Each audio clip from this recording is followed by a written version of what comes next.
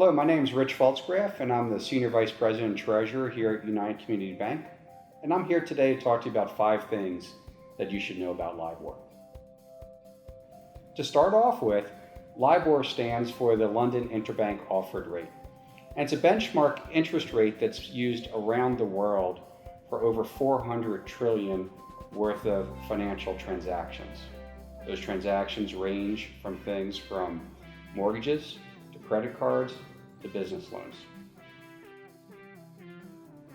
LIBOR was first introduced to the market in 1986, and it's a rate that is set by banks in the London markets to lend to each other. And over the last 40 years, that rate has expanded to be used across the world for a lot of different products and services. Today, LIBOR is in the process of being phased out.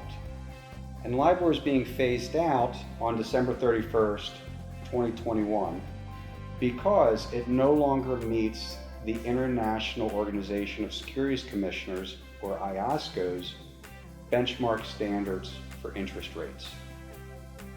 As a result of the change in standards from IOSCO, the New York Federal Reserve, in cooperation with the Federal Reserve Board, established the Alternative Reference Rate Committee, or ARRC. ARRC was put in place to first create an alternative rate to transition from, and then also to put in place a process to transition from LIBOR to an alternative rate.